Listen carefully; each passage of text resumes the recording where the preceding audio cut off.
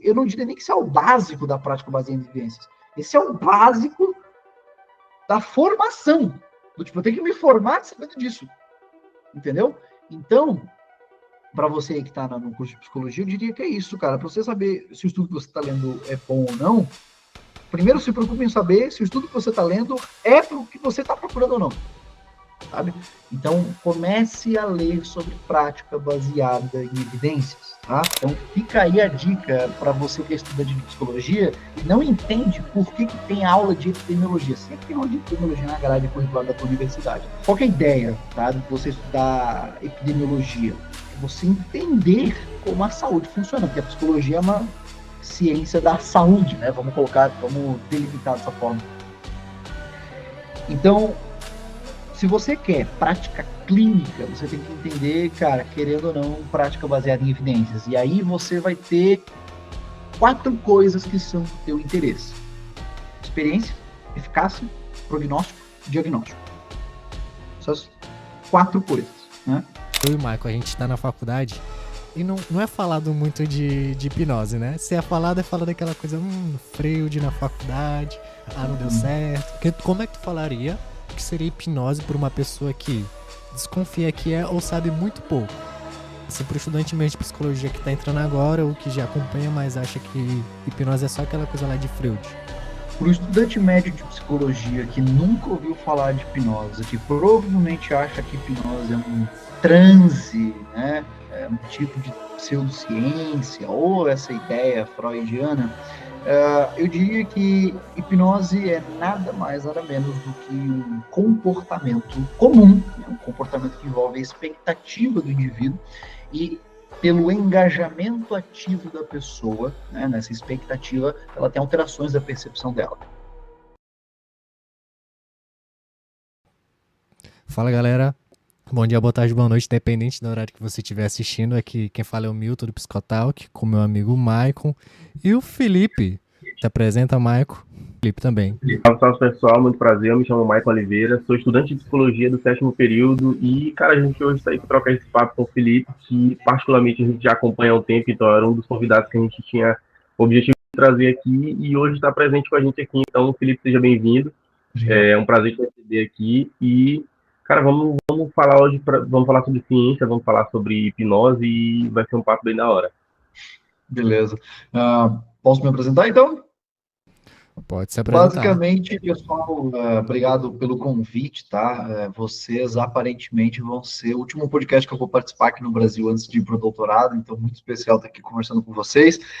Meu nome é Felipe, para quem não me conhece, eu falo sobre divulgação científica em geral, então, geralmente mais especificamente dentro do campo da saúde, né?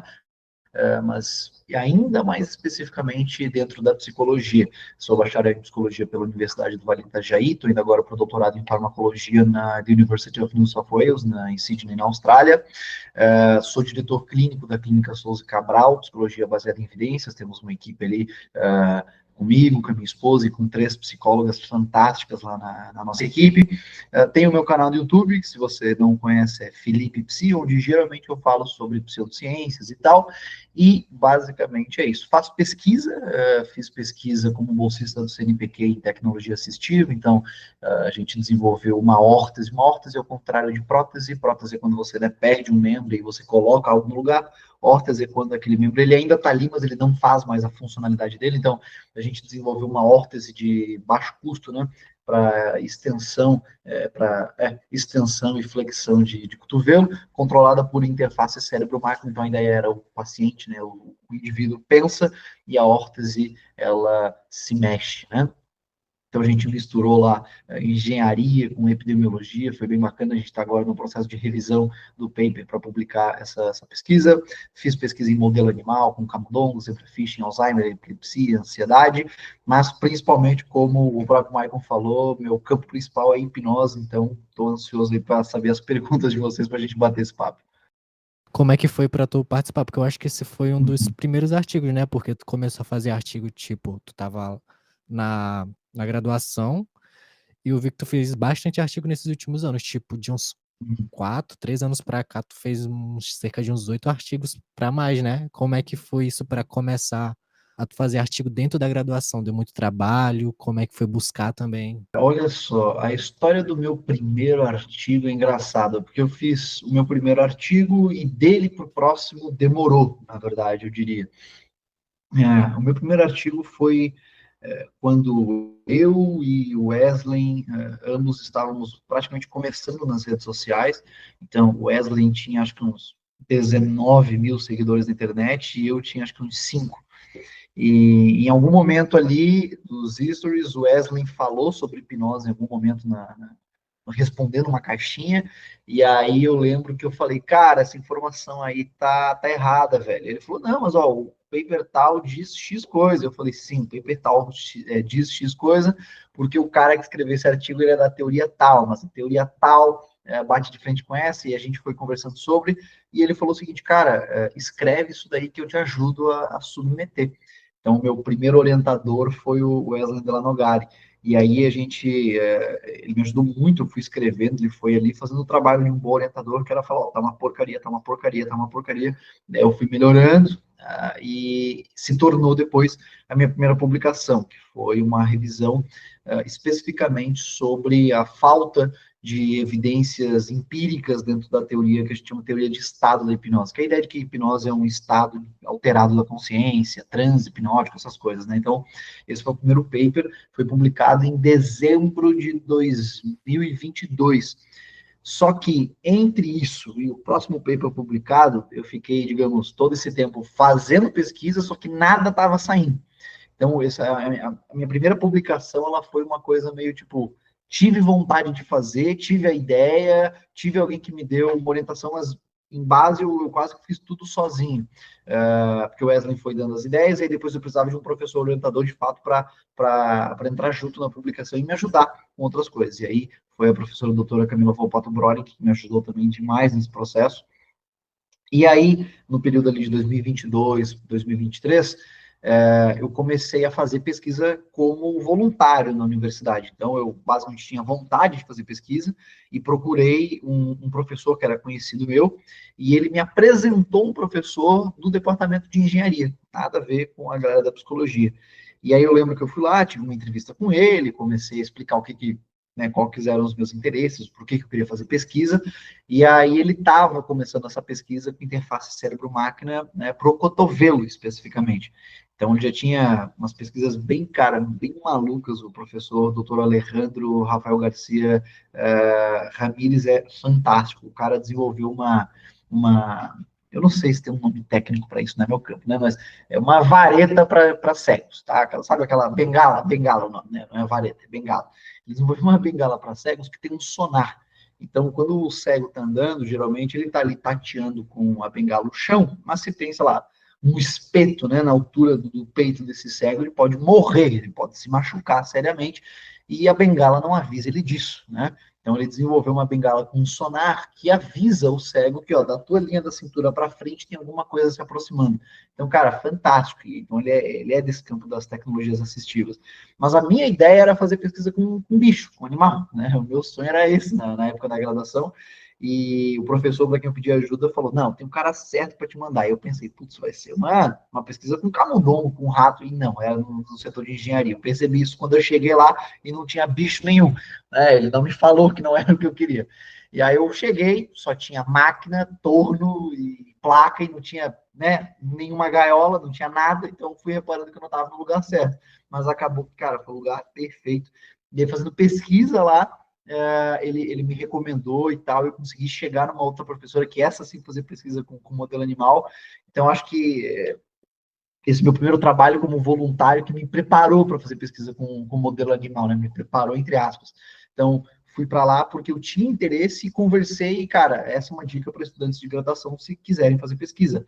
Professores fazem pesquisa, né? Não necessariamente todo professor faz boa pesquisa, mas faz pesquisa. Então, se você quer fazer pesquisa, procura um professor, dá o teu interesse, fala que tu realmente quer fazer parte, e ou ele vai ter uma vaga, ou ele vai conhecer um professor que tem uma vaga, e aí, cara, tu vai ter que ordenar os teus afazeres com a pesquisa. Eu sempre fiz a graduação, sempre trabalhei, então eu tinha que ordenar o meu trabalho com a pesquisa e tal, E uma coisa que foi muito bacana do professor Alejandro, isso ajudou demais, foi que eu entrei como voluntário, ele gostou do meu trabalho lá e ele foi atrás de uma bolsa para mim. Então, só me tornei bolsista do CNPq porque o Alejandro viu ali, sei lá, meu esforço e tal, e foi atrás de uma bolsa para mim. Senão eu ia lá, tá, como voluntário. Então, ajudou demais a pagar a gasolina. Então, foi isso. Eu fiz ali em 2023, estava 100% focado na órtese, basicamente, e aí comecei também as pesquisas com animais. Então, 2023 foi meu primeiro ano de bolsa, 2024, segundo ano de bolsa, então foi uma pesquisa bem grande, e aí eu voltei a publicar só em 2023.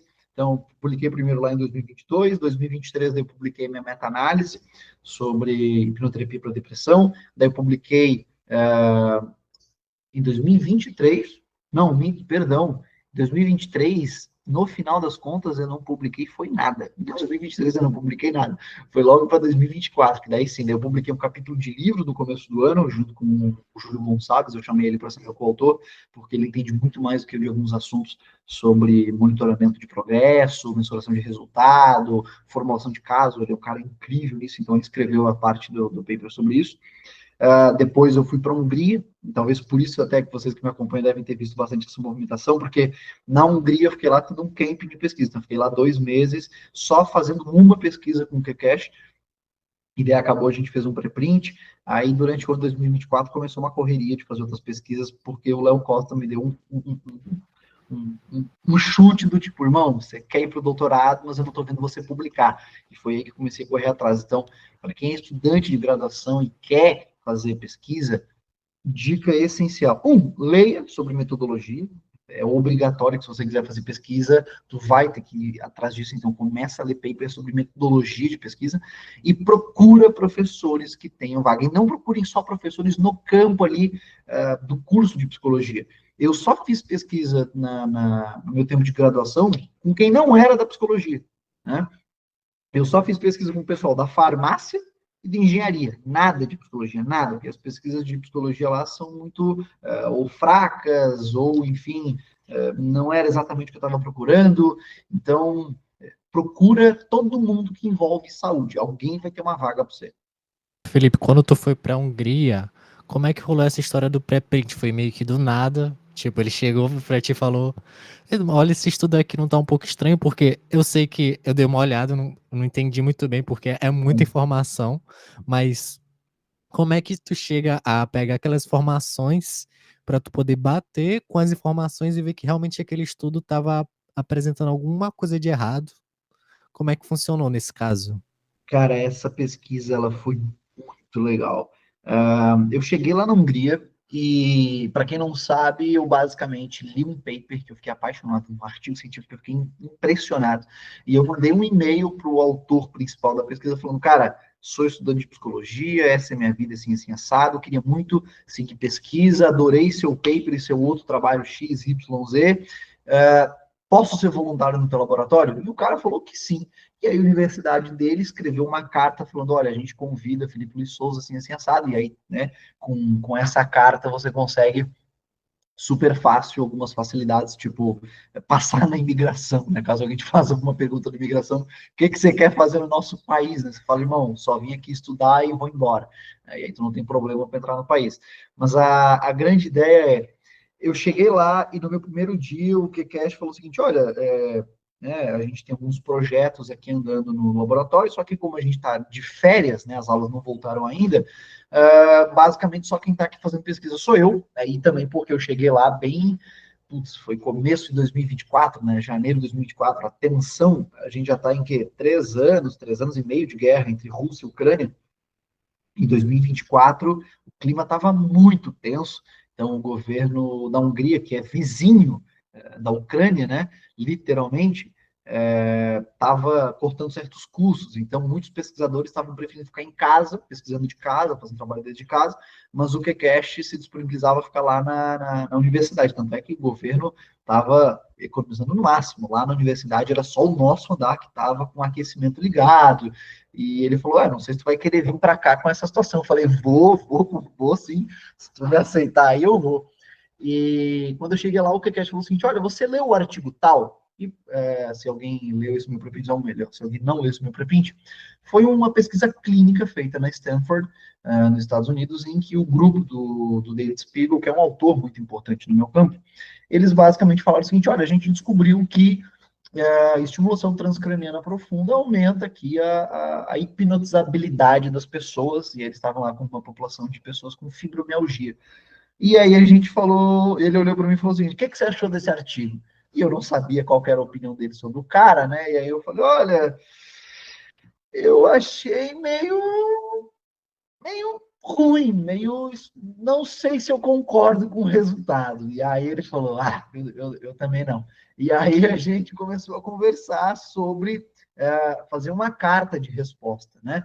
Só que daí o nosso trabalho, que seria um comentário de resposta, meio que se tornou uma coisa muito maior. Ou seja, a gente foi tentando primeiro explicar, olha, vamos tentar explicar o porquê que talvez o resultado deles estejam errados. Isso é uma pesquisa show de bola, né? Você pegar um resultado empírico, um experimento de alguém e falar, cara, experimento show de bola, mas talvez a conclusão que você tirou está errada por causa disso, dessa teoria e tal. Isso por si só já é uma pesquisa muito bacana. Mas aí, ao longo dessa pesquisa, a gente foi percebendo alguns problemas na pesquisa dos caras que indicam um possível, que a gente chama de má conduta, né? Em outras palavras, talvez os caras tenham fraudado coisas. E aí a gente começou a comparar o que eles publicaram, o artigo científico deles, com a prévia do artigo científico deles, que eles tinham colocado online. Isso acontece para quê? Quando você descobre uma coisa nova na ciência, você quer ser o primeiro cara que descobriu aquilo. Então, existe sempre a chance de ter outro cara em algum lugar do mundo estudando a mesma coisa que você. Então, se você descobriu, muitas pessoas têm o costume de publicar um pré-print. Então, eles publicam o resultado deles, porque eles já garantem que, eu fui o primeiro cara a achar isso daqui. Não está publicado em nenhuma revista científica, mas eu já falei que eu achei, tá? Fui eu que fiz dessa forma. Então, tu já garante, e aí depois tu leva o tempo que tiver que levar para conseguir publicar o teu artigo final. O problema é muito comum que entre o pré-print e a versão final tenham diferenças, porque quando você vai publicar um artigo, a revista vai falar, cara, não gostei disso daqui, isso aqui eu tô achando meio estranho, reescreve, isso aqui tá errado, sei lá o quê. Os caras vão criticar teu artigo e tu vai mudando ele para se encaixar na revista. E aí os caras deixaram a peteca cair. Então, entre a versão que eles publicaram e o que os editores das revistas falaram, olha, vai corrigir isso aqui, isso ali, mudou muita coisa. Mas mudou muita coisa. Tipo, sumiu o paciente foi anexado do nada na pesquisa, então os dados mudavam, e a gente pegou os dados que eles deram para o governo americano, que foi financiador da pesquisa. E os dados para o governo também estavam diferentes. Então a gente começou a bater dessa forma. Então, a grande maioria das pessoas não sabe utilizar a plataforma que se chama Clinical Trials, que é uma plataforma dos Estados Unidos, do governo americano, onde quem for fazer pesquisa com seres humanos, né, pode ir lá e fazer o que a gente chama de pré-registro. Então, você diz publicamente o que, como, quando você vai fazer. E aí, depois que você publica, você pode comparar o que você diz que faria com o que você fez. Isso torna a ciência mais transparente.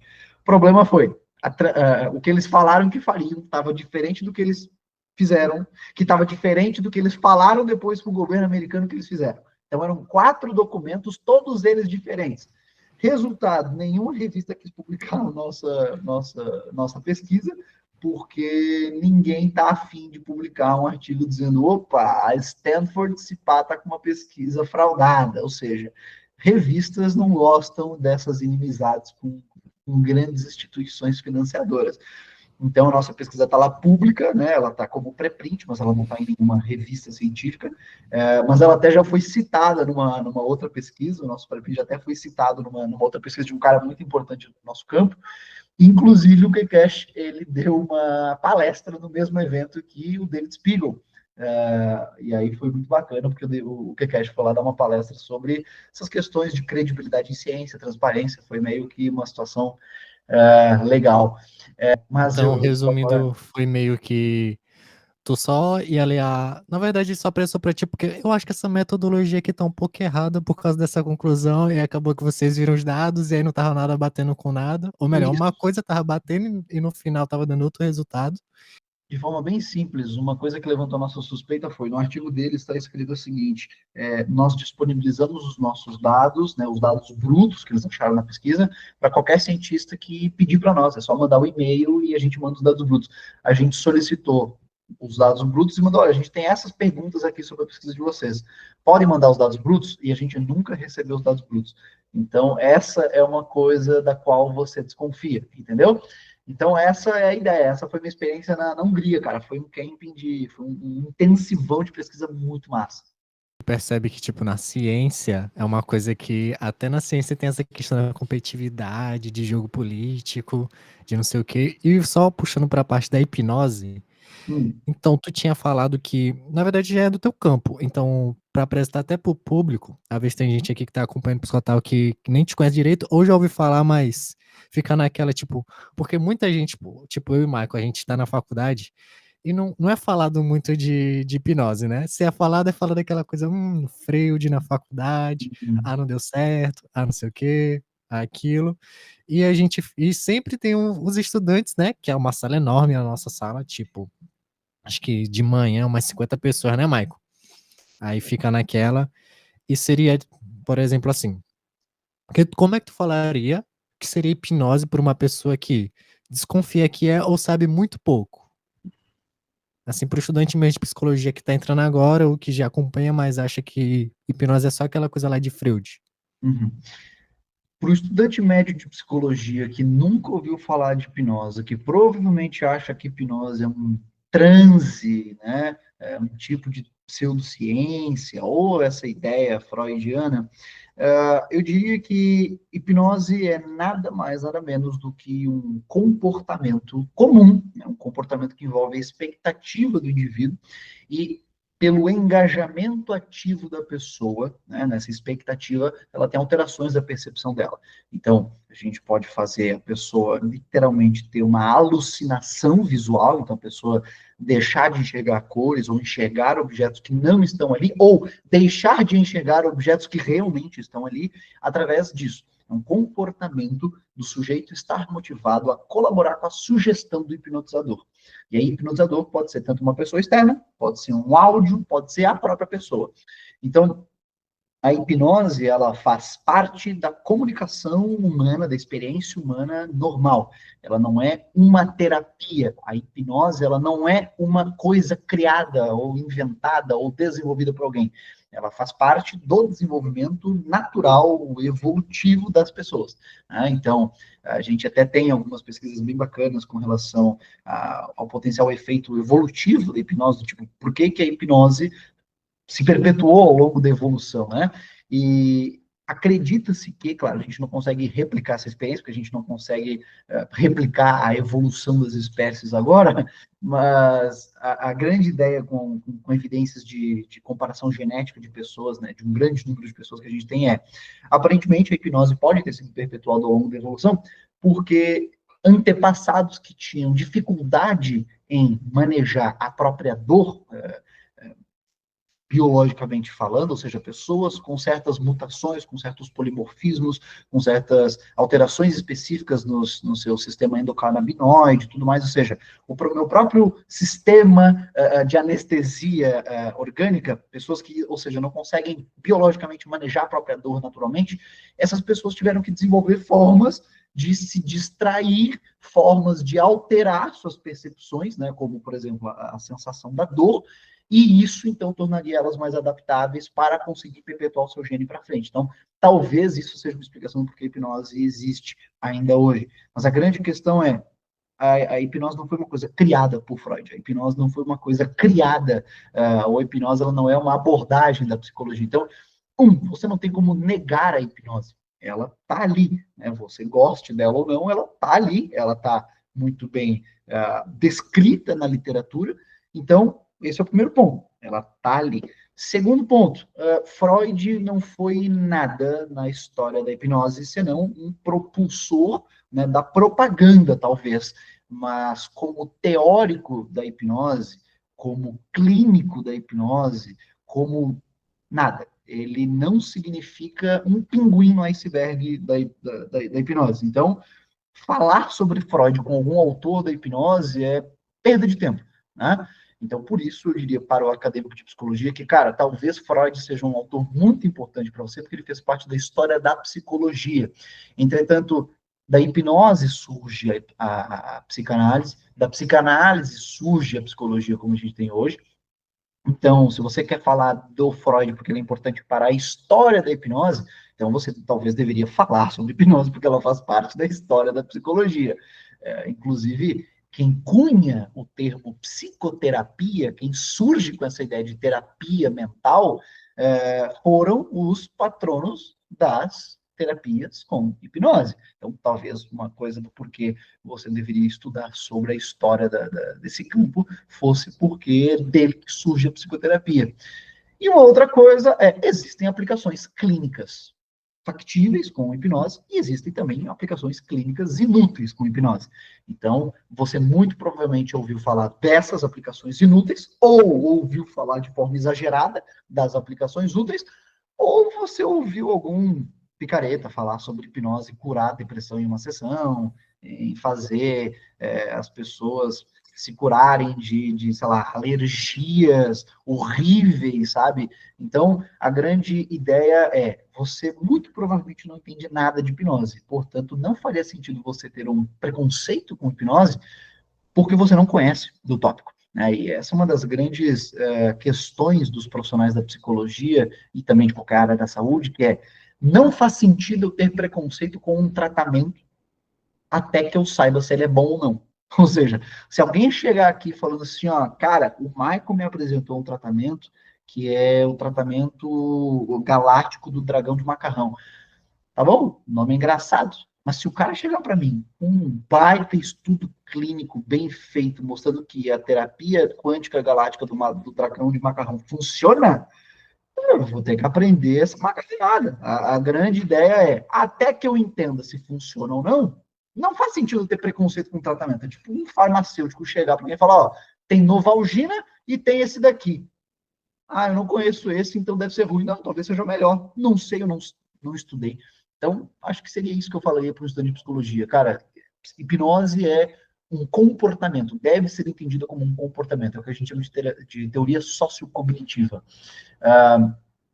A ideia de hipnose como um estado alterado de consciência, um estado de transe, não tem evidências, não faz sentido, mas ela ainda é muito forte, infelizmente. Mas na tua opinião, por que tu acha que na faculdade não é tão falado assim? Porque eu acho que é uma coisa que, né, hoje em dia é mais tratado a hipnose como entretenimento do que como tratamento clínico. Claro que tem hipnose e tem vários tipos. Só que eu acho que o que tá mais na mídia seria principalmente esse que é hipnose para entretenimento. Por isso que não é tão falado na faculdade. E quando talvez seja associado essa associação que a pessoa talvez faça, aí eu acho que traz essa coisa de, não tem nada a ver, ou se tem alguma coisa a ver, a pessoa não conhece muito porque também não é falada, né? Mas na tua opinião, por que tu acha que é desse jeito? Na minha opinião, né, e eu vou de fato ter que falar da minha opinião, nós temos alguns papers sobre isso, nós temos algumas pesquisas que falam sobre a hipnose nas universidades, especificamente, tem pesquisas internacionais sobre isso muito bacanas, inclusive tem um capítulo de livro do Kekash com a Catherine Varga e outros autores falando só sobre isso, sobre hipnose mundialmente dentro das universidades, porque nós realmente temos cursos de capacitação técnica profissional em renomadas universidades ensinando seus alunos a utilizar a hipnose. Então, você consegue fazer cursos de hipnose dentro de universidades como Harvard, Yale, Columbia, enfim, você tem diversas universidades que, em momentos, elas têm cursos para você ir lá se capacitar. Inclusive, uma colega minha durante a graduação foi fazer a graduação com dupla titulação, né, sanduíche, ela foi para Portugal, e quando ela estava fazendo a matrícula dela lá na universidade em Portugal, ela mandou uma mensagem para mim falando, cara, o que você acha? Eu me inscrevo ou não nessa matéria? Uma matéria de graduação em psicologia em Portugal. Uma matéria de hipnose. Tava lá. Diretriz curricular, tem as matérias, tal, tá lá. Uma das matérias que eu podia optar, né? Hipnose. E ela me mandou a diretriz curricular da matéria, muito mais focada em autores portugueses de hipnose e tal. Mas eu falei, cara, tá aí uma experiência que talvez você não vá ter no Brasil, que é ter uma matéria da graduação de hipnose. Isso acontece, ao redor do mundo existem universidades com hipnose na grade curricular. No Brasil, a gente não ouve falar muito sobre hipnose. Eu diria que pela mesma razão que a gente não escuta falar sobre prática baseada em evidências na graduação. Pela mesma razão que a gente não escuta falar muito sobre terceira onda, né, terapias contextuais dentro da graduação, por desconhecimento e por cultura. Ou seja, a cultura brasileira, ela é fundamentalmente psicodinâmica, isso não é um chute meu, isso é um dado descritivo, estatístico, bonitinho, levantado no Censo PC 2022, que foi uma survey realizada pelo Conselho Federal de Psicologia, em que eles publicaram os dados com mais de 14 ou 17 mil psicólogos aqui no Brasil, não lembro agora o número de psicólogos, mas era acho que ou 14 ou 17 mil, não me lembro, em que a grande maioria é o quê? É de origem psicodinâmica, de base psicodinâmica. Então, ok, a nossa cultura da psicologia brasileira é essa. Tá? Então, a gente vai estar falando, em geral, na graduação do quê? Do que a grande massa faz. Né? Então, qual que é a ideia? Por que não se fala sobre hipnose? Primeiro, por isso, por causa da cultura. Segundo, por causa da má influência dos maus hipnoterapeutas e hipnotistas da hipnose. Ou seja, o estranhamento que as pessoas têm com hipnose, agora há pouco eu falei, olha, não faz sentido você ter preconceito com o tratamento até que você entenda sobre ele. E, de fato, não faz sentido. Mas eu também não posso excluir que parte desse preconceito é responsabilidade da galera do meu campo. Né? E aí, quando eu falo a galera do meu campo, eu tenho que separar o que eu chamo de mundo comercial e mundo acadêmico da hipnose. Mundo acadêmico da hipnose, os hipnoterapeutas brasileiros nunca ouviram falar. Nunca, nunca. Eu dou palestra, dou curso de hipnose, eu acho a coisa mais engraçada do mundo que eu falo. Quem aqui faz hipnose para, sei lá, ansiedade? Aí as pessoas vão lá, levanta a mão, legal. Quem aqui conhece o autor X? Silêncio descomunal e estarrecedor, assim, um silêncio. Eu falo, legal. Como é que vocês aplicam hipnose para isso? E vocês não conhecem o principal autor desse campo? Vocês estudaram onde? Com o quê? Vocês leram o quê?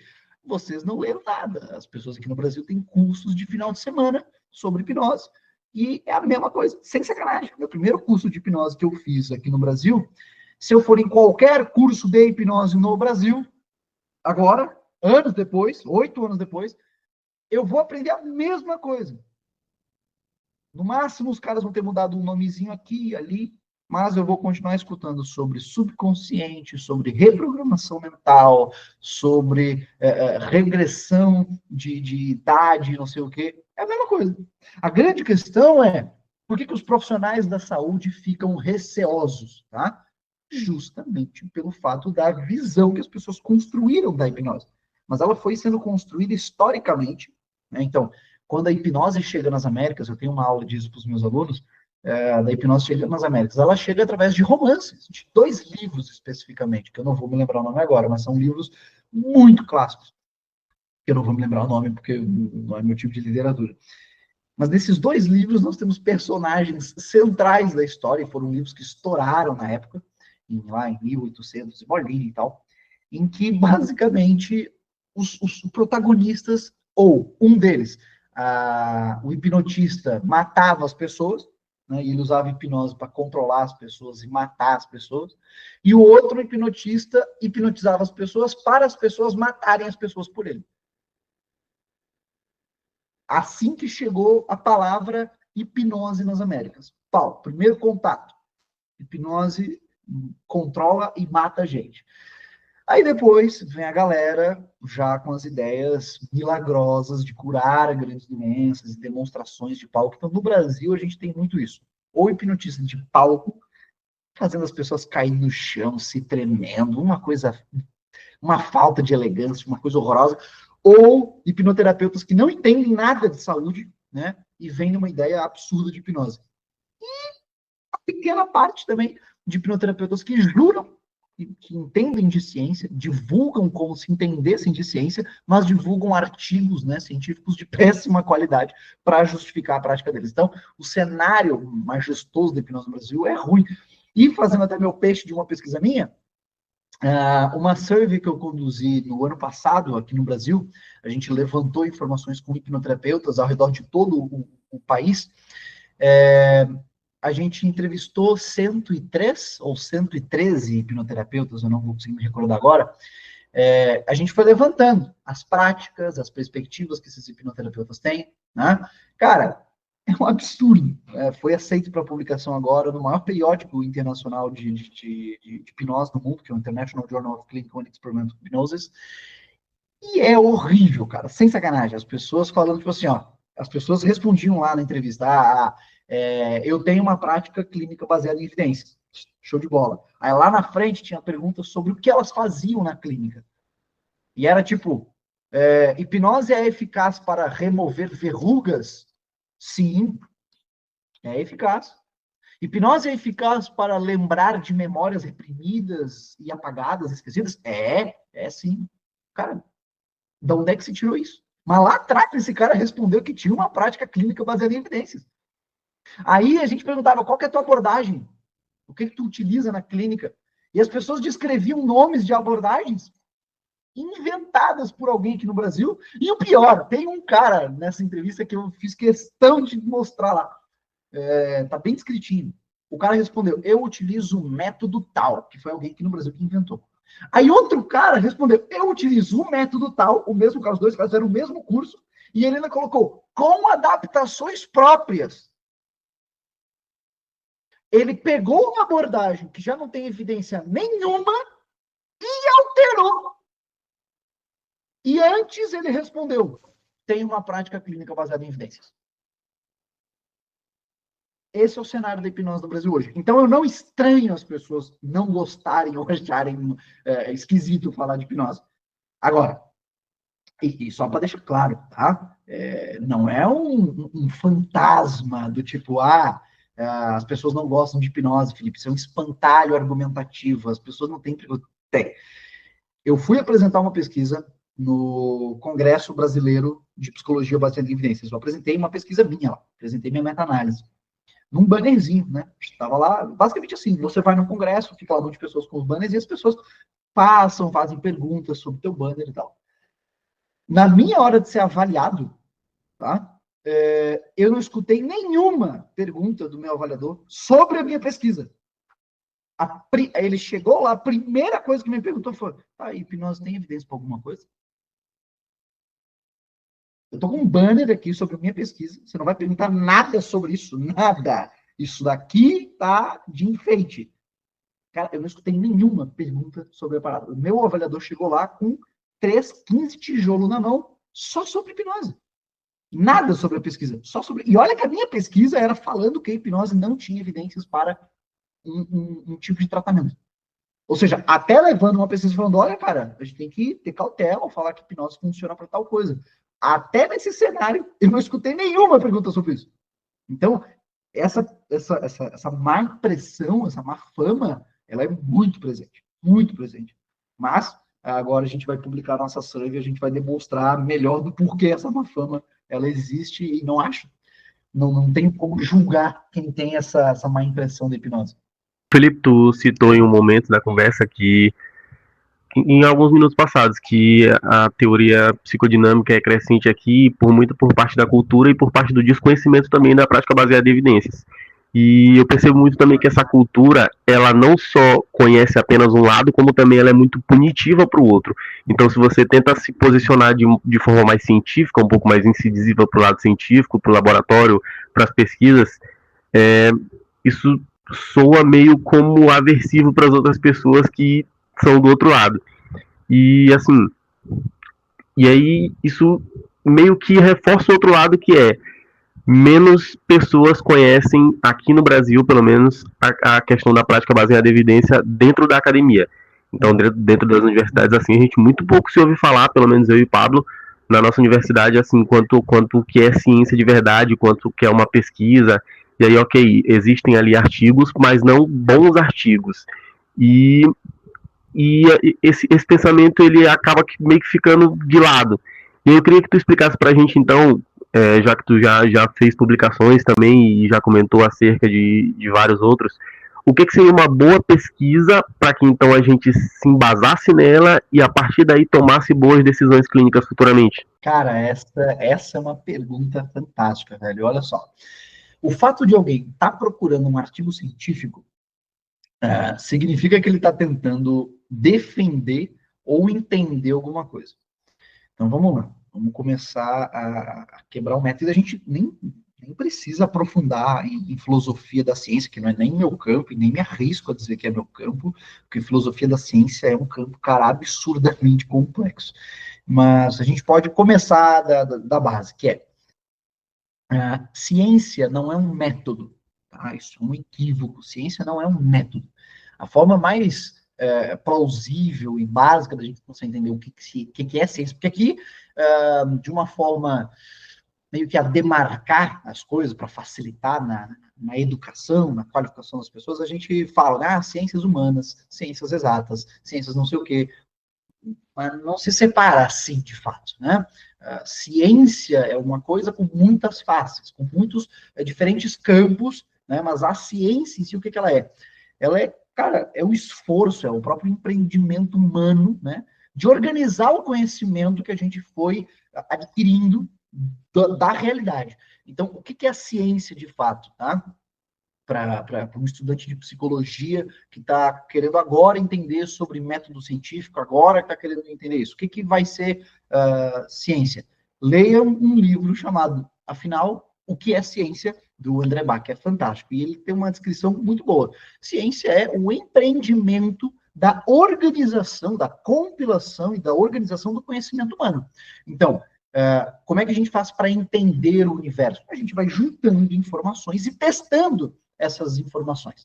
Então, para eu saber se uma pesquisa é boa, cara, eu tenho que ir antes no começo da pergunta, que é entender o que é ciência, para que ela serve. Ela serve para a gente poder compreender e testar a realidade ao nosso redor, né? E aí eu vou até agradar quem não é da prática baseada em evidências, vou agradar a galera mais mentalista e tal.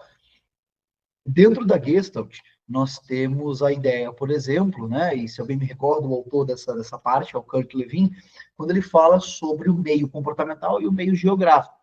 O meio geográfico é o próprio mundo físico, são as próprias coisas, como elas são. E dentro dessa visão, a gente vai entender que a gente nunca vai estar no mundo, né, no meio geográfico, que é a realidade. A gente sempre vai estar na nossa própria interpretação subjetiva dele, que é o meio comportamental, ou seja, a minha interação, a minha experiência com o meio geográfico vai ser o meu meio comportamental.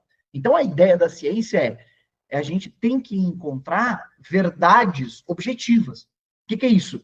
É uma verdade provisória, uma verdade que ela é passageira, então eu vou chegar numa conclusão para tentar entender um pedacinho da realidade, né, o que seria o mais próximo desse meio geográfico do mundo real, do mundo natural, né? Eu estou tentando entender ele. Para isso, eu vou ter uma ideia, ter um problema primeiro. Então, esse é um método científico. Ele começa aí. Eu sistematicamente identifiquei um problema, tá? Meu Deus, eu sempre esqueço o nome dele. Um dos maiores divulgadores científicos do mundo, o Neil Tygrace, uma coisa assim, eu nunca me lembro a sequência do nome dele. Ele tem um exemplo sobre método científico no nosso cotidiano que é fantástico, que é, vou para o trabalho, entro no carro, tempo da partida, o carro não liga. Isso é um problema. Eu factualmente acabei de ver um problema. Eu sistematicamente cataloguei aqui um problema. O carro não liga. Beleza. Próxima etapa do método científico. Eu vou fazer uma hipótese. Por que esse problema está acontecendo? A bateria está descarregada. Beleza? Para eu resolver isso, e aí eu chegar a entender sistematicamente a realidade, ou seja, se próximas vezes isso acontecer, eu tentar dar partida do carro e ele não ligar, eu já quero ter uma resposta pronta, do tipo, quando isso acontecer de novo, o que é isso? Talvez seja a bateria descarregada. Eu vou ter que gerar um experimento que responda a isso. Não um experimento do tipo, eu vou encher o pneu para ver se então isso resolve. Não. Encher o pneu do carro não é um experimento adequado para ver se a bateria volta a funcionar. Que experimento seria adequado para testar essa hipótese, se a bateria é que está com problema? Fazer uma chuleta, né? Dar uma carga na bateria. Então, beleza. Peço para o meu amigo trazer o carro dele, a gente dá uma carga na bateria e, tempo da partida, o carro ligou. Logo, eu chego numa conclusão. Talvez a bateria estivesse descarregada. Por quê? Porque não necessariamente uma correlação é uma causalidade, ou seja, não necessariamente porque eu carreguei a bateria e ela agora está funcionando, que foi carregar a bateria que funcionou. Isso é um pouco mais complexo, fica talvez para uma próxima oportunidade, mas é porque a gente tem dentro, por exemplo, da ciência uma piadinha muito boa, que é na aula de epidemiologia, né? O aluno chega para um amigo e fala, cara, eu sempre achei que correlação fosse prova de causalidade, velho. É mesmo? E aí? Aí eu assisti uma aula de epidemiologia e a professora falou que não é. Nossa, então a aula de epidemiologia, né, fez agora você entender que correlação não é causalidade. Talvez. Né? Ou seja, não necessariamente foi isso. Mas qual que é a ideia? Esse é o método científico. Eu tenho um problema, eu tenho uma hipótese e eu tenho que gerar um experimento para aquilo. Por quê? Porque eu vou gerar uma conclusão. Essa conclusão é uma verdade provisória. Ela pode ser refutada daqui a um dia, daqui a um mês, talvez daqui a 1000 anos, quando a gente tiver métodos melhores de responder aquela pergunta. Entendeu? Então, esse é o método científico. Para disso, nós irmos para como eu vou saber se aquela pesquisa é boa, aí a gente vai ter que entender o seguinte: que pesquisa eu estou lendo? Para que esse tipo de pesquisa serve? E por que eu estou querendo ler essa pesquisa? Se eu estou tentando ler uma pesquisa porque eu quero confirmar uma crença minha, então, eu sou psicanalista, e porque eu sou psicanalista e agora tem pessoas falando que psicanálise é uma pseudociência, eu quero ler artigos que me ajudem a provar que psicanálise não é uma pseudociência. Isso eu já parto do meu viés de tentar encontrar um argumento que confirme o que eu acredito. Isso não é científico, né? Então, por exemplo, eu estou indo para o doutorado agora. O meu pensamento não pode ser, eu espero que o meu doutorado dê um resultado positivo. Porque isso provavelmente vai fazer com que eu seja antiético. Isso provavelmente vai fazer com que eu olhe de uma forma errada para os meus dados, de uma forma errada para o meu experimento e tente enviesar a parada para dar um resultado positivo. Não. Eu tenho que olhar para a minha pesquisa e pensar assim, cara, eu espero que ela seja muito rigorosa. Espero que ela faça exatamente o que ela tem que fazer. Se o resultado der positivo, que bom, fico feliz. Se der negativo, eu vou ter mais dificuldade de publicar, mas pelo menos vai ser uma pesquisa excelente. Né? Agora, como que a gente sabe, então, se ela é boa? Primeiro, a gente está aqui focando, pessoal, né? A gente está aqui falando, pelo menos meu campo de expertise é sobre saúde, né? Então, eu não vou falar sobre, como é que eu sei se uma pesquisa de geografia é boa, não faço ideia dos tipos de pesquisa que se fazem em geografia. Agora, no campo da saúde, a gente está obrigatoriamente falando de epidemiologia, tá? Então, fica aí a dica para você que é estudante de psicologia e não entende por que tem aula de epidemiologia. Se é que tem aula de epidemiologia na grade curricular da tua universidade. Se tiver essa aula, eu não tive essa matéria na graduação, tive uma aula de bioestatística e era bem fraquinha, né? Ela me ensinou média. E, pelo amor de Deus, né? Todo mundo sabe o que é média. Mas, enfim, qual que é a ideia, tá, de você estudar epidemiologia? É você entender como a saúde funciona, porque a psicologia é uma ciência da saúde, né? Vamos delimitar dessa forma. Então, se você quer prática clínica, você tem que entender, cara, querendo ou não, prática baseada em evidências. E aí você vai ter 4 coisas que são do teu interesse: experiência, eficácia, prognóstico, diagnóstico. Essas 4 coisas, né? Então, eu quero saber a experiência do paciente, o que é melhor ou não para ele, a preferência dele, se aquele tipo de tratamento, se aquela característica faz ou não faz com que ele vá melhor ou pior naquele tratamento. Eu quero saber, né, a eficácia, então eu quero saber se aquele tratamento funciona ou não, se ele realmente vai tratar ou não. Eu quero saber o prognóstico. Então, olha, o cara que tem essa doença aqui, qual que é o prognóstico? Qual que é o percurso clínico desse cara? Porque, às vezes, ele tem uma doença que a grande chance é que ele melhore sozinho, né? E aí eu falo, irmão, vai para casa, não gasta dinheiro aqui, porque é a melhor coisa que faz.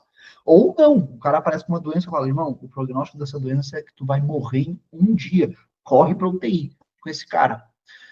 E o diagnóstico, né? Eu tenho que saber, tipo, como é que se diagnostica esse cara, se a ferramenta, o instrumento XYZ é bom ou não é para diagnosticar aquilo, se eu utilizar um teste diagnóstico é realmente útil ou não, né?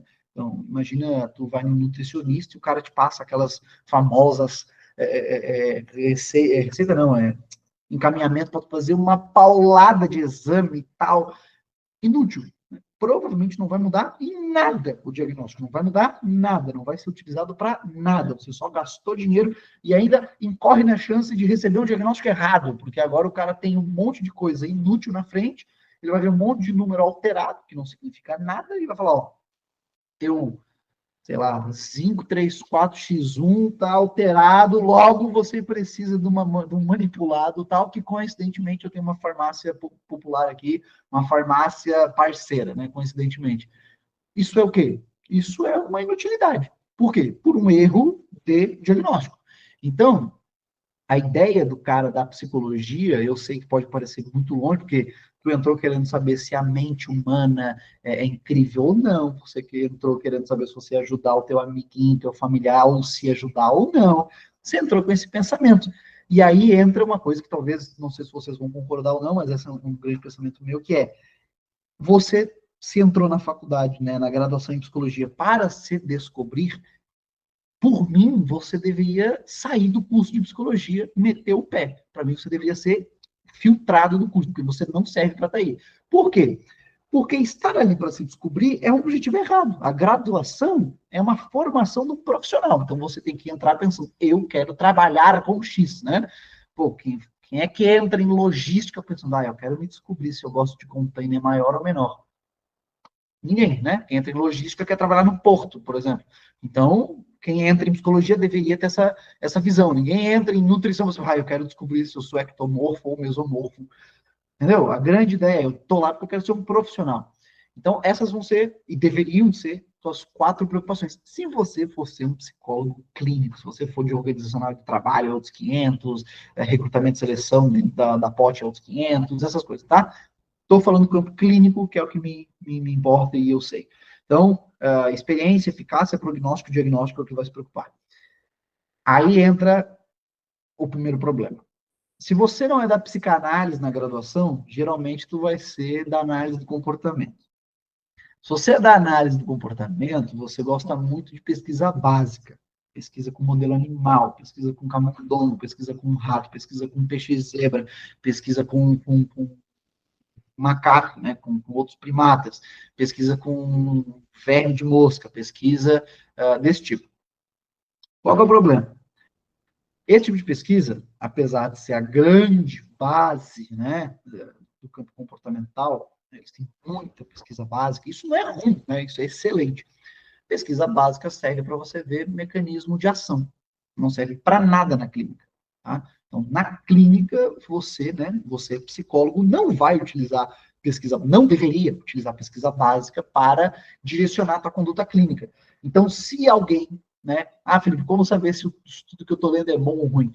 Se alguém falou, cara, você deveria fazer X, ou seja, qualquer coisa que envolva uma intervenção num ser humano, seja dormir mais cedo ou mais tarde, comer diferente, fazer terapia ou não, fazer uma intervenção X ou não, baseado num estudo de pesquisa básica, você já sabe que você não precisa escutar aquilo porque está errado, tá? Então, cara, pesquisa básica é boa? Óbvio que é boa. Putz, eu quero saber como é que o vício na cocaína funciona. Então, beleza, eu preciso ter camundongo, rato, talvez primato, eu preciso disso. Eu preciso entender por quê. Porque eu não posso falar para o comitê de ética da minha universidade o seguinte, olha, eu quero fazer um experimento, eu preciso de 60 pessoas, 30 vão cheirar cocaína e 30 não. Eu não posso fazer isso. Não dá, entendeu? É crime. Agora, eu posso botar a cocaína diluída na água de um camundongo, comparar com um camundongo que não consumiu água com cocaína. Eu posso. Depois eu vou lá, faço a eutanásia desse camundongo e tal, e tiro os órgãos dele e estudo. Eu posso fazer isso. E depois, lá na frente, com o ser humano, eu vou pegar, então, um grupo de seres humanos que já consomem cocaína, eu não estou dando cocaína para ninguém, esses caras já são adictos. Eles só apareceram aqui no hospital, no ambulatório, na clínica, E aí eu só comparo ele com um cara que não usa cocaína. Eu não estou dando cocaína para ninguém, entendeu? Então, eu preciso entender como o vício funciona. Eu não vou falar, comitê, eu quero arrancar o cérebro de 30 pessoas que são ativas, né, usando cocaína. Não rola. Não dá. Entendeu? Ao mesmo tempo, olha que interessante, pesquisa básica, pesquisa de mecanismo, eu também posso fazer ela com os seres humanos, né? Eu posso pegar, por exemplo, o cérebro de um cadáver e estudar um mecanismo dele. Eu posso entender como é que estava a estrutura cerebral do usuário de cocaína quando ele morreu. Eu posso, né? Então, até um estudo recente que eu mesmo fiz um post sobre isso, os caras publicaram na Nature, na Science, não me lembro agora. Eles basicamente pegaram ali, eles queriam saber se pessoas que dormiam melhor ou pior e tal, o tempo de sono que eles tinham, se isso influenciava ou não no coração dessas pessoas.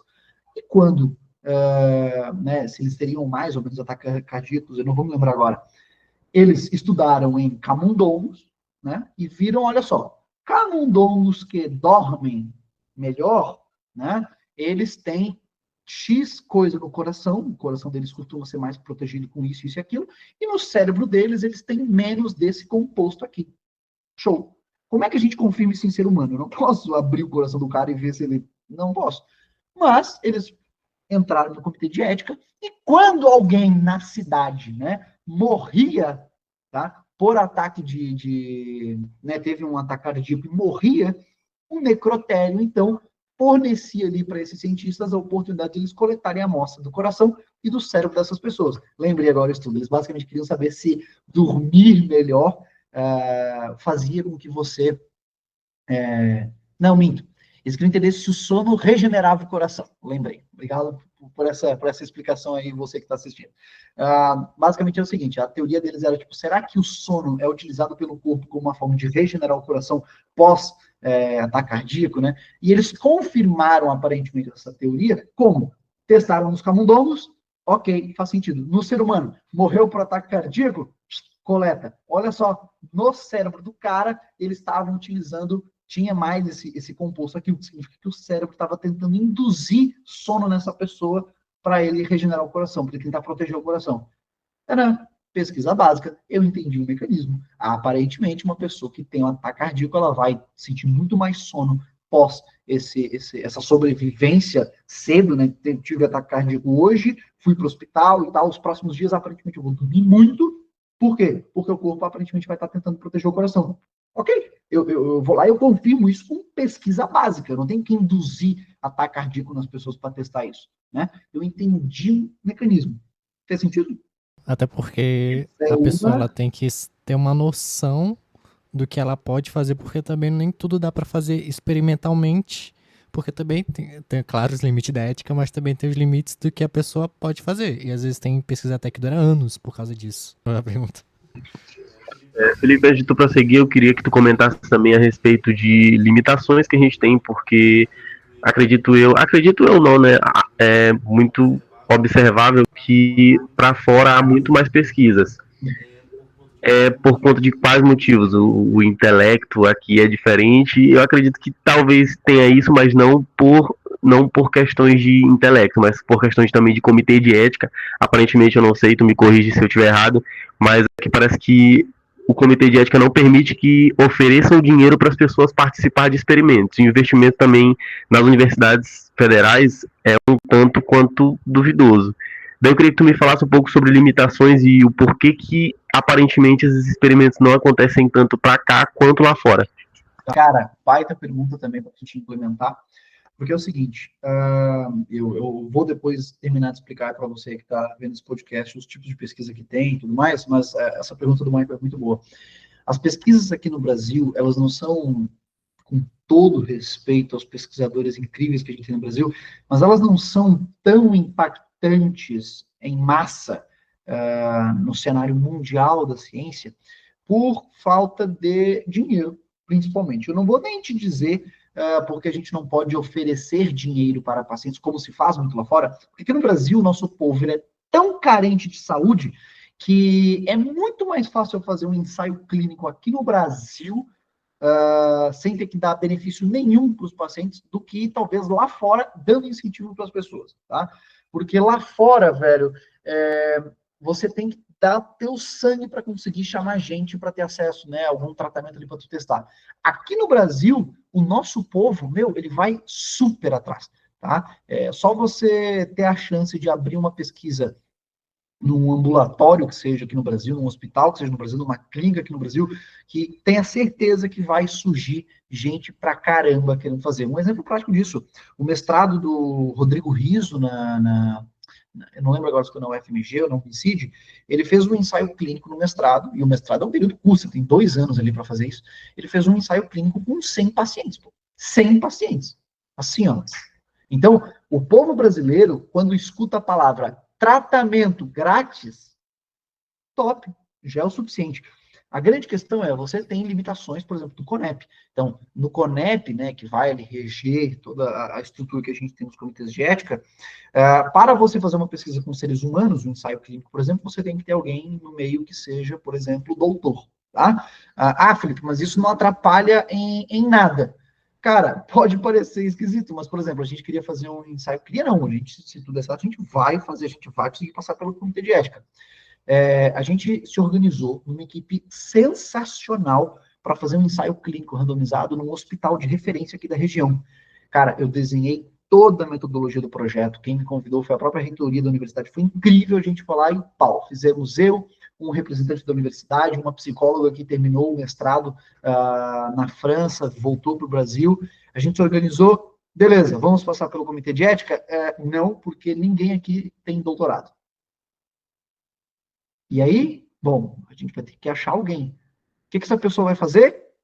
A gente precisa que ela esteja o nome dela aqui, esteja PhD depois do nome dela. Então, qual que é a grande questão? Veja, por um detalhe, quase que a gente toma uma bomba do comitê de ética, por causa desse detalhe. Não estou dizendo que isso bloqueia. Não, tem uma razão principal que é a falta de investimento. Cara, a falta de investimento e incentivo na ciência é uma sacanagem nesse país.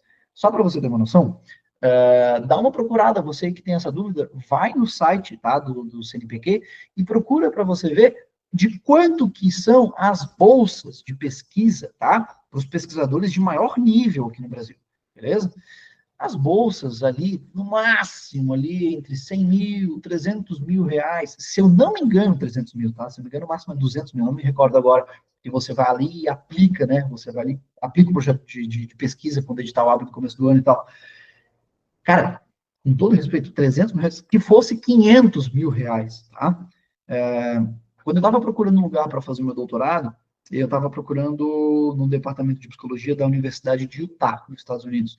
E aí me chamou a atenção quando abriu o site lá do departamento de psicologia, tinha uma notícia assim, novo financiamento para o nosso grupo de pesquisa em tratamentos para adicção. Ou seja, pessoas com vício em alguma coisa. E eu abri, fui ler a matéria e tal.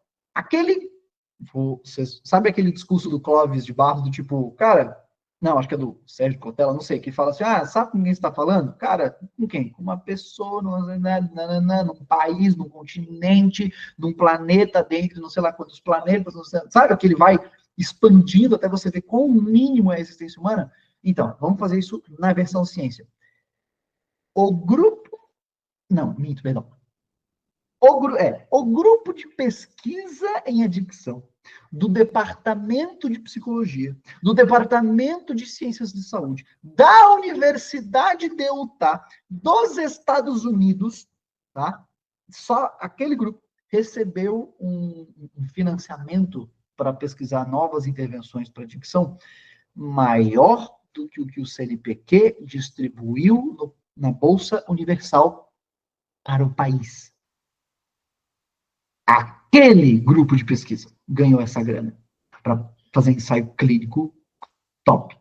O Brasil exporta cérebros, tá? Tanto é que a mulher que descobriu quantos neurônios o ser humano tem é brasileira, né? E ela já deu entrevista falando, cara, eu não sinto remorso de não estar no Brasil. Eu não sinto culpa em não morar no Brasil, não fazer pesquisa no Brasil.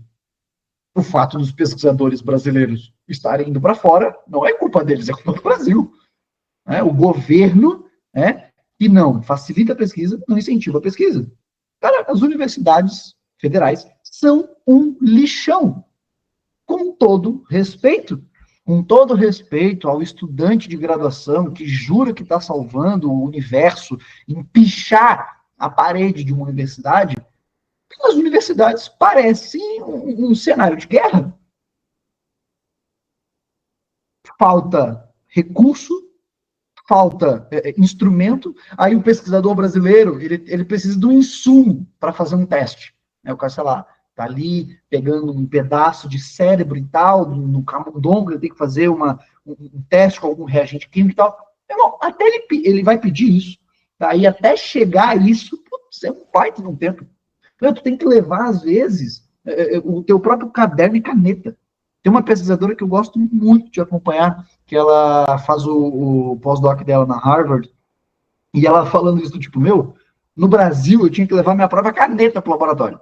Eu também passei por isso. No meu laboratório lá, fazer pesquisa de iniciação científica, a gente não tinha canetão, velho. Eu tinha que comprar canetão.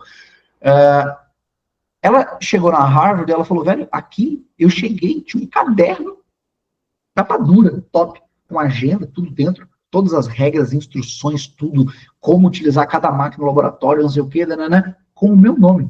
Tava aqui, ó. Aí eu vou, escrevo nele e deixo ele aqui para o cara que vai chegar depois de mim no laboratório saber o que eu fiz com o laboratório. Ela falou assim, pedi reagente hoje de manhã. Agora é 14h, já chegou. No Brasil, dias. Para o cara do almoxarife fazer o pedido, porque ele vai esperar o pedido de todo mundo juntar para fazer um pedido, uma remessa. A diferença de como a ciência é tratada lá fora, aqui dentro, é uma sacanagem. Mas por quê? Porque o nosso governo não entendeu uma coisa muito importante, que é pesquisa dá dinheiro. As pessoas não acham, mas pesquisa dá dinheiro. Como? Como é que a gente descobre remédio? Com pesquisa. Não por menos, o laboratório que inventou, o Ozempic, virou simplesmente a empresa mais rica, da Escandinávia. Ou seja, fazer pesquisa dá dinheiro. Mas, claro, não só dinheiro, como você também evita gastar dinheiro. Imagina todas as vezes que dá uma enchente eu ter que reconstruir uma cidade com financiamento público.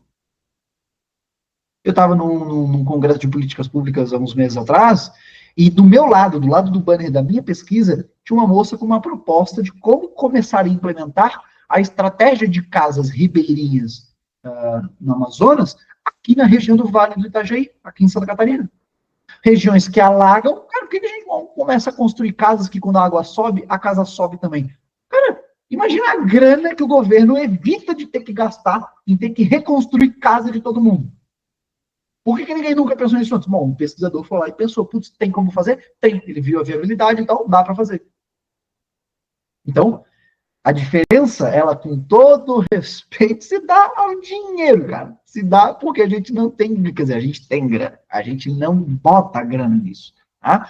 Então, o pesquisador brasileiro, ele carga do Brasil, porque lá fora ele vai ganhar um salário bom, condição de vida boa, porque o cara passa o dia inteiro exaurindo o cérebro dele ao máximo para descobrir alguma coisa, para no final de dia ele sair da universidade com medo de ser assaltado no caminho para casa, para quando ele ficar doente ele tem um serviço público de saúde horrível, comida cara, gasolina cara, bolha imobiliária, tudo ferrado. Irmão, vendo eu o meu cérebro para uma empresa, para uma universidade lá fora, que me dá uma condição de vida incrível. Acho justo, é uma troca maravilhosa, até porque fronteiras na ciência só atrapalham. Então essa ideia você é brasileiro, tem que pesquisar para o Brasil. Porcaria nenhuma, você tem que pesquisar para a humanidade. Ponto. Então, o que falta para o Brasil se tornar a vanguarda, o Brasil tem excelentes pesquisas em alguns campos. Agora, de forma majoritária, a gente não é exatamente o Leonardo DiCaprio da ciência, porque a gente não tem investimento. Por causa disso, a gente vai lá e exporta pesquisadores incríveis, que estão lá ganhando dinheiro para outros países fazendo pesquisa lá fora. Então, por causa disso... É muito daquele do jeitinho brasileiro. O brasileiro não tem muito recurso, ele acaba usando recurso que ele não tem, ele acaba conseguindo, não sei como, mas consegue, tá ligado? Milton, é exatamente isso que chama a atenção das universidades lá fora para os pesquisadores brasileiros. É por isso que pesquisadores brasileiros são levados lá para fora, por causa da nossa criatividade em resolver problema. A diferença é que lá fora eles reconhecem isso e dão dinheiro para esse cara. Então, essa que é a grande ideia, né? Mas acho que consegui responder, Michael, tua pergunta? Na verdade, essa é a decisão que qualquer um tomaria, né? Quando tu coloca assim, se coloca na posição do pesquisador que tá ali, que pô, olha pro cenário dele, olha lá para fora e vê muito mais oportunidade para ganhar muito mais dinheiro, fazendo o que ele ama fazer, pô, é a decisão que qualquer um de nós tomaria. E assim, cara, vale muito mais a pena. E aí acaba que o que acontece? O país não se toca, né? Os governantes não se tocam que aquilo ali dá dinheiro, que vale a pena investir em ciência. E aí quando o brasileiro vai lá para fora e descobre algo, a gente tem que pagar, porque ele está em outro país. Exato, tem que pagar mais caro, né? Mas essa aqui é a ideia de você entender ciência. E você não precisa necessariamente ter um arcabouço multimilionário para fazer pesquisa. O ensaio clínico que a gente quer fazer aqui no hospital, a gente que vai pagar do próprio bolso as coisas que a gente vai ter que fazer. Então, por exemplo, a gente vai entregar um tratamento digital para os pacientes com fone de ouvido. A gente vai comprar um fone de ouvido. A gente não tem bolsa de pesquisa nem financiamento. Não tem. Então, a gente vai lá comprar, sei lá, quantos fones de ouvido JBL para garantir que o cara vai ouvir bem o tratamento, vai ouvir bem. Eles vão pagar do próprio bolso. Vamos lá, fazer a vaquinha aqui, ó. Nós 4 divide aí X real para cada um e vamos comprar. Acontece. Né? Putz, a gente precisava fazer o planejamento não sei o quê. Eu não sei fazer isso. Tu também não sabe? Putz, tem um curso que ensina isso. Quanto é que custa? 5 mil reais. Divide aí todo mundo, divide por 4 aí, passa no cartão, todo mundo faz o Pix e paga o curso e vamos estudar isso. É assim que funciona. Mas dá para fazer. Só que no período, no esforço que a gente vai fazer um ensaio clínico randomizado com um número talvez limitado de pacientes, o cara lá na gringa, que talvez até faça um estudo ruim, né? Mas ele vai fazer um ensaio muito maior e muito mais fácil que o meu, porque ele tem financiamento, ele tem estrutura e tudo mais, entende? Então, beleza, acho que isso dá para explicar para você. Não é para ficar desanimado com a ciência no Brasil, não, tá? Mas é para entender que isso não é terrorismo, isso é só uma constatação de fatos. Talvez isso ofenda você, porque você pensa que o seu país é incrível, mas, infelizmente, na ciência, a gente tem essas limitações. A gente faz o que faz, mas não é para romantizar do tipo, a gente é muito esforçado. É uma situação horrorosa, né? É uma situação horrível. Então, não gosto de romantizar isso. Mas, voltando a responder a pergunta anterior sobre que tipo de pesquisa e saber se a pesquisa é boa ou não, né? A gente falou sobre pesquisa básica. Depois disso, cara, tu vai ter ali, por exemplo, pesquisa, e essa é muito famosa na psicologia, muita abordagem de psicologia se baseia nisso e é uma porcaria por causa disso, né? Que é pesquisa qualitativa. Então, pesquisa qualitativa não me diz se um tratamento funciona ou não. Então, para você que está aí na graduação em psicologia e tem um professor está botando uma pesquisa qualitativa no quadro e falando como essa pesquisa mostrou que a terapia tal funciona e é bacana e é muito boa, está errado. Tá? A pesquisa qualitativa não tem capacidade, pela sua metodologia, ela não tem capacidade de avaliar se um tratamento funciona ou não. Não tem como ver também, por exemplo, nada que envolva diagnóstico. Não tem como avaliar prognóstico de doença. Não tem. Tá? Não tem. Agora, uma pesquisa qualitativa bem feita, ela é incrível. Uma pesquisa que o pessoal do grupo de pesquisa, uma pesquisa do grupo de pesquisa para onde eu estou indo fazer meu doutorado agora, publicaram na metade do ano passado, foi uma pesquisa qualitativa que eles fizeram com fisioterapeutas na Austrália, em que eles deram um workshop para fisioterapeutas e 2 psicólogos especialistas em dor, sobre como utilizar a hipnose em dor. Show de bola. E os caras ficaram lá 14 ou 18 dias, aplicando hipnose, né, na clínica, na prática clínica deles, no dia a dia. Então, ó, vocês vieram aqui, tiveram um workshop, aprenderam a utilizar. Voltam pro dia a dia normal de vocês, e quando vocês acharem pertinente utilizar a prática que vocês aprenderam aqui, utiliza, se não quiser, não utiliza e tal. E é isso. Daqui a 18 dias, 14 dias a gente se vê. Passado esse tempo, entrevistaram os caras, falaram, e aí, usou? Todo mundo falou, sim, usei, vez ou outra ali, acabei utilizando a técnica que eu aprendi e tal. Gostou? Cara, gostei demais e tal, as pessoas estavam vendo, ó, usei, funcionou, mas funcionou no sentido de foi bom ali, funcionou ali, mas isso não é evidência de que hipnose funciona e nem é o objetivo desse tipo de pesquisa. Então, show de bola, uma pesquisa elegante, uma pesquisa top. O que eles descobriram? A experiência do terapeuta. A experiência clínica do cara, do tipo, como é que foi fazer isso, né? O que vocês pensam sobre essa prática, né? E aí eles chegaram no seguinte, por que você não utilizaria, né? Tipo assim, você utilizaria essa prática? Muitos deles falaram, não continuaria, né, utilizando e tal. Por que não? E aí você, em pesquisa qualitativa, consegue pegar padrões nas respostas.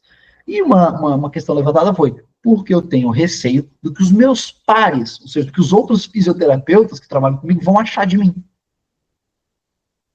Então, isso a pesquisa qualitativa consegue mostrar. Então, beleza. Então, a gente sabe que um problema é o estigma da hipnose, ou seja, profissionais podem deixar de utilizar uma ferramenta que tem evidência para um determinado desfecho, porque ele tem medo do julgamento de outros profissionais.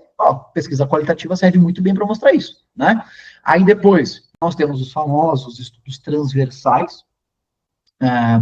O estudo transversal, ele é basicamente o seguinte, eu vejo o que está acontecendo aqui agora, tá? Então, isso é um estudo transversal, literalmente eu descrever algo nesse momento. Então, se eu for agora, sei lá, acabou a pandemia, eu vou num ambulatório de pneumologia, enfim, de pneu, né? Vou no ambulatório e eu analiso, eu descrevo, né, todo mundo que está lá. Todo mundo lá, naquele momento do tempo, talvez em 10 ambulatórios de pneu ao mesmo tempo. Descrevo todo mundo que estava lá naquele momento da história. Isso é um estudo transversal. É tipo fazer um retrato daquilo ali. O que está acontecendo? Eu vou ter um padrão, por exemplo, cara, de que tipo de pessoa vai em ambulatório de pneumologia pós-pandemia. Aqui, ó, um recorte desse tempo.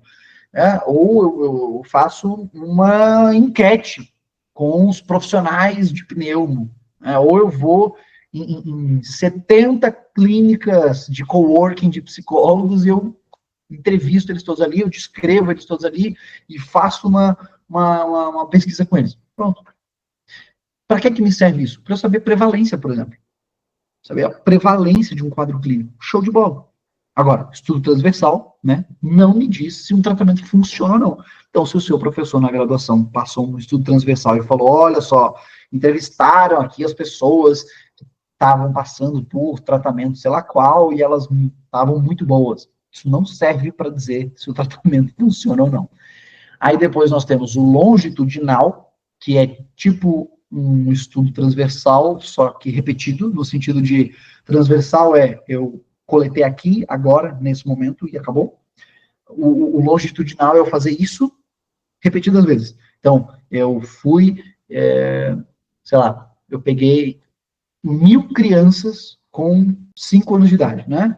Aí eu fui lá e eu coletei assim, ó, seu cérebro hoje. Eu tirei um scan do teu cérebro hoje.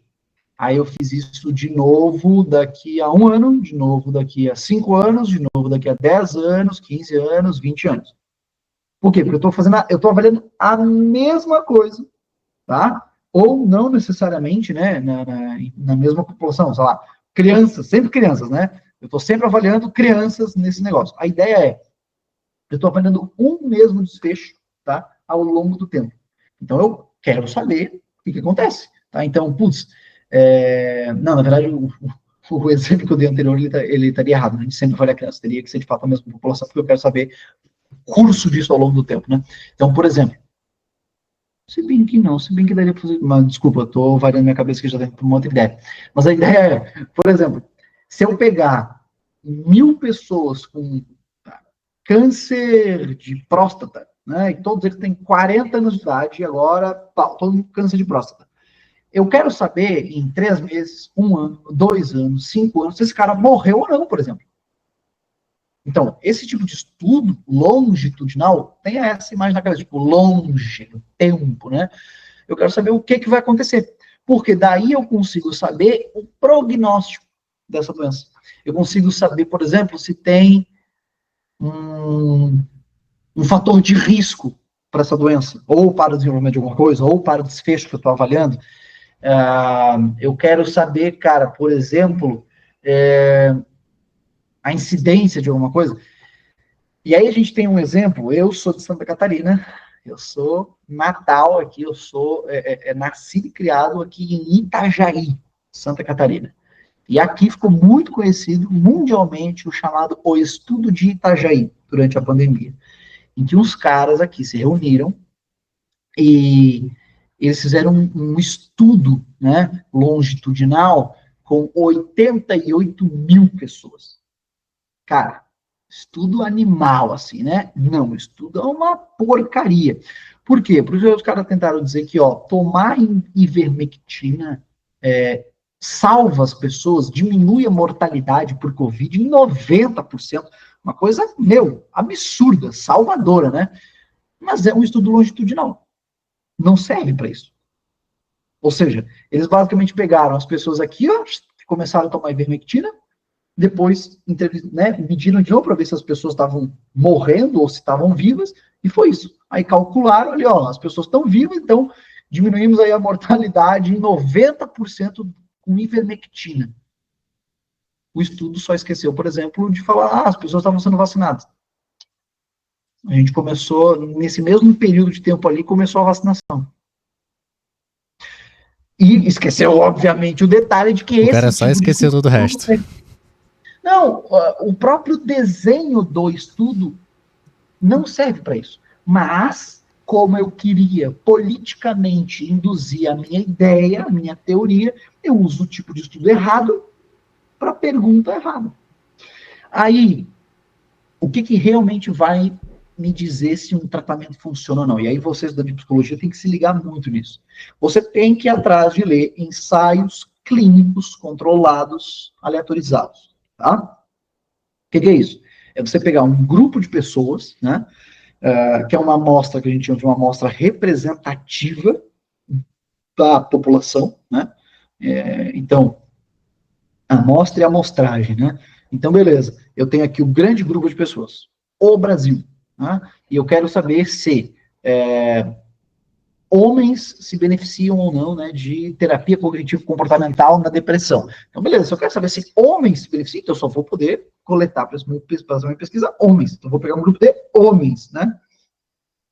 E randomizar. Random, em inglês, é aleatório. Então, eu aleatoriamente jogo esses homens, né, para um de 2 ou mais grupos, né? Então, pode ser um grupo antidepressivo, outro grupo placebo, outro grupo terapia cognitivo-comportamental. Então, pego 1.000 pessoas, né? 333 para um, 333 para outro, 334 para outro. Aí, o que acontece? Essas pessoas, elas vão receber um tratamento ao mesmo tempo. Então, todo mundo vai começar a receber um tratamento a partir daqui. E aqui, a gente vai encerrar os tratamentos. Então, todo mundo vai ganhar, por exemplo, 20 sessões de terapia cognitivo-comportamental, os caras da medicação psiquiátrica vão receber X comprimidos, e o cara do placebo vai receber a mesma quantidade de comprimidos. Então, o que a gente vai fazer? A gente, depois de acabar essa pesquisa, né, a gente basicamente vai acompanhar essas pessoas por mais tempo. Então, elas receberam o tratamento, e aí a gente encerra o tratamento, tira o tratamento dessas pessoas e deixa elas por 6 meses, 8 meses, 12 meses, 5 anos, para ver o que acontece, para ver se o tratamento dura o efeito, né, para ver se ele funciona a longo prazo, médio prazo, enfim. Isso vai variar do que você está buscando. Se você está com um paciente de UTI, o desfecho de interesse é horas, né, um dia no máximo, talvez, entendeu? Ou seja, um cara que está na UTI, ele quer saber se a intervenção tal vai fazer o cara estar vivo nos próximos 20 minutos, 30 minutos. Não quer saber se daqui a 1 ano o cara vai estar vivo. Agora, para o psicólogo que está querendo estudar se o tratamento X ou Y é bom para depressão, eu quero saber se o cara vai estar vivo daqui a 1 ano ou não. Então, desfecho a longo prazo para mim talvez seja interessante. Então, eu tenho que procurar isso, ensaio clínico randomizado, tá? Mas, eu não vou ficar lendo estudo por estudo, porque por ano no PubMed são anexados, só no PubMed, que é uma base de dados. São anexados quase 30 mil novos ensaios clínicos randomizados por ano. Você não vai ler isso na tua vida, né? Agora, nem todos esses são de psicologia, tá, pessoal? De modo geral na saúde. Diria que a minoria desses é de psicologia, infelizmente. Então, o que acontece? Você tem esses ensaios. Aí você tem um outro tipo de pesquisa, que se chama revisão sistemática, que é a forma mais rigorosa de revisitar, de resumir, né, de entender a literatura de um tema. Porque eu posso ter 100 ensaios clínicos randomizados de TCC para depressão, 50 falam que é bom, 50 falam que é ruim. Eu vou fazer o quê? Eu vou ler a revisão sistemática que pegou esses estudos, analisou todos eles, né, criticamente todos eles. Então, todos eles foram analisados quanto ao rigor que eles tiveram, a qualidade, né, o viés ou não que eles tiveram. Tá? Então, um estudo enviesado, um estudo que é metodologicamente ruim, é um lixo. O resultado pode estar dizendo que é bom, mas o estudo é um lixo, logo o resultado é descartável. Então, qual que é a ideia? Felipe, eu quero saber se o estudo é bom ou não. Primeiro, você tem que saber se o estudo que você está querendo ler responde à pergunta que tu tem. A pergunta que tu tem é, tu quer saber como é que funciona a ansiedade, o mecanismo neurológico dela? Pesquisa básica. Tu quer saber se uma terapia funciona ou não? Ensaio clínico randomizado. Né? Cara, tu quer saber a incidência de doença de Crohn na população brasileira? Longitudinal. Né? Tu quer saber o perfil de pacientes com TOC? Né? Estudo transversal. Entendeu? Então, a ideia é, cada tipo de estudo, cada tipo de delineamento que se chama, responde um tipo de pergunta. Feito isso, você vai ter que partir para um outro campo, que é estudar como que esses estudos deveriam ser feitos. Porque, beleza, eu já sei que o que responde a minha pergunta é o estudo tal. Então, agora eu tenho que ler sobre como que esse estudo deveria ser feito, para quando eu ler, eu poder criticamente avaliar ele, ver se os caras realmente fizeram o que tinham que fazer. É isso, então. Pega a dica. Se você vai ler um ensaio clínico randomizado, você vai ter que ler ele, mas antes, na verdade, você vai ter que ler o manual de uma coisinha chamada ROB2, ROB-2, tá? Que é uma ferramenta da Cochrane, basicamente, que te ensina a avaliar o risco de viés de um estudo clínico. Se você está lendo uma revisão sistemática, você vai utilizar uma ferramenta chamada AMSTAR-2. Tá? AN-STAR, de estrela, traço 2. Fechou? Felipe, eu não tenho outros tipos de estudo, tem uma diretriz e tal, para saber como que cada tipo de estudo deveria ser feito, reportado, como a gente chama, quando o cara vai escrever, tem que reportar a pesquisa, né? Então ele está ali descrevendo ela.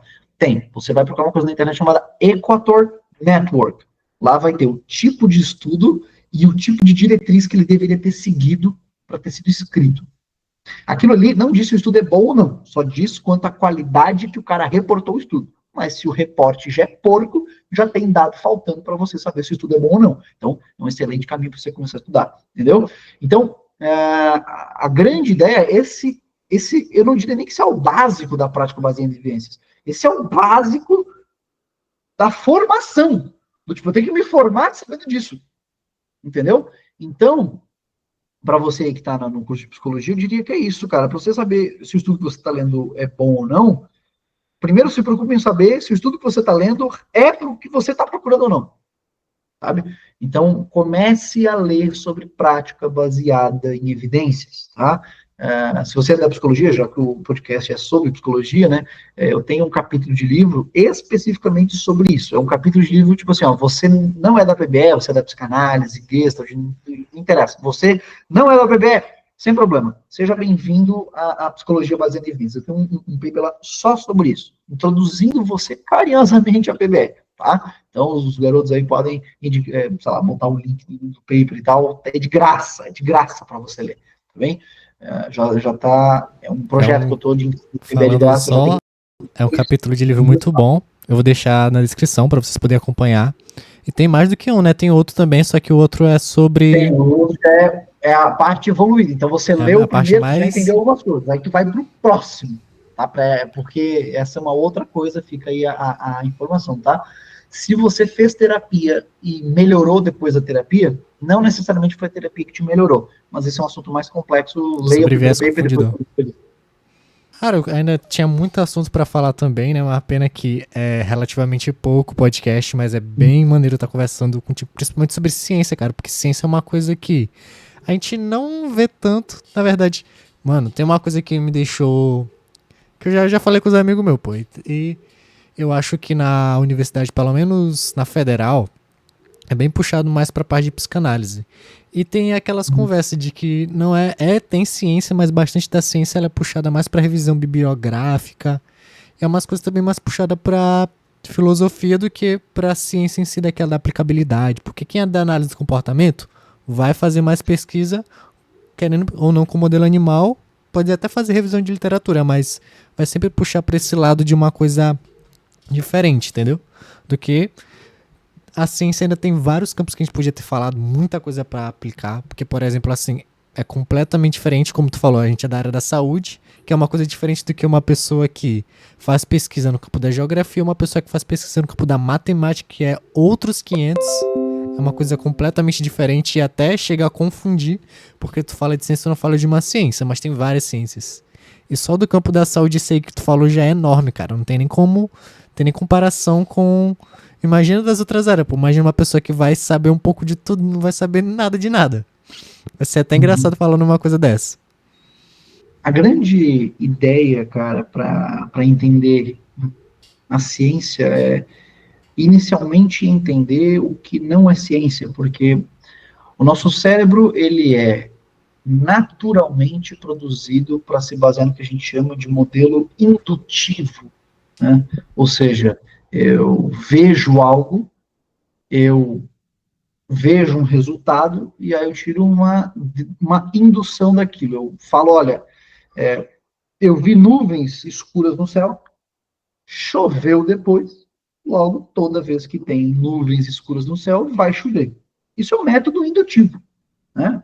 Agora, quando a gente evolui um pouco disso para a lógica, que não estou nem dizendo que é o modelo científico todo, não, mas é com certeza parte da história da ciência, da evolução da ciência, que a gente começar a se basear, na verdade, em premissas, modelo dedutivo.